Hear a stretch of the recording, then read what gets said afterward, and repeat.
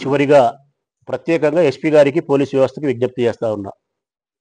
క్యాష్నోకి సంబంధించి ఈ నెల 23, 24, 25 ఈ 3 రోజులు అక్కడ జూదము, మద్యము, వ్యభిచారం అన్నీ చేయడానికి యువతకు అన్ని కొనుగోలు, టిక్కెట్లు, ఫ్లైట్లు కూడా చెప్పిన.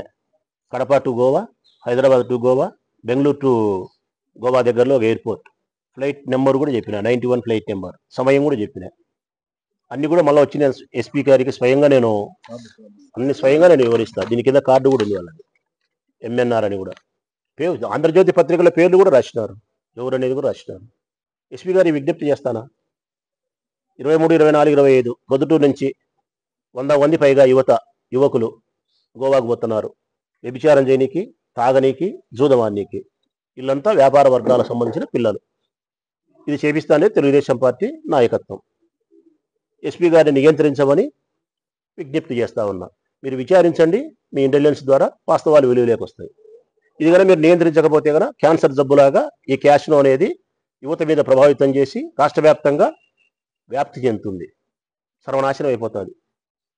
ఎస్పీ గారి మీద నమ్మకం ఉంది కాబట్టి విజ్ఞప్తి చేస్తారా.